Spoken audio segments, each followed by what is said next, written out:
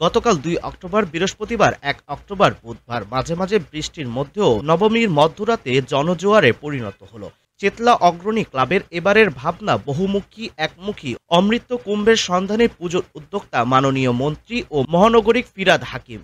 সুন্দর একটি ভাবনা ও পরিকল্পনার মধ্য দিয়ে দর্শকদের মন জয় করে নিল চেতলা অগ্রণী ক্লাব। চোখ ফেরানোর দায় সকাল থেকে দু চারবার বৃষ্টি আসলেও বিকেল থেকে প্রচুর ভিড় জমতে থাকে। দূর দূরান্ত থেকে আগত দর্শনার্থীরা সন্ধ্যা যত বাড়ে ভিড় তত বাড়তে থাকে। কালীঘাট মেট্রোয় নেমে হাজার হাজার মানুষ চেতলা অগ্রণী ক্লাবের লাইনে দাঁড়িয়ে মধ্যরাতে ভিড় আরও বেশি জমাতে থাকে। কালীঘাটের শ্মশানের কাজ শুরু হয় দুর্গাপুর ব্রিজের কাছাকাছি, ভিড় চোখে পড়ার মতো।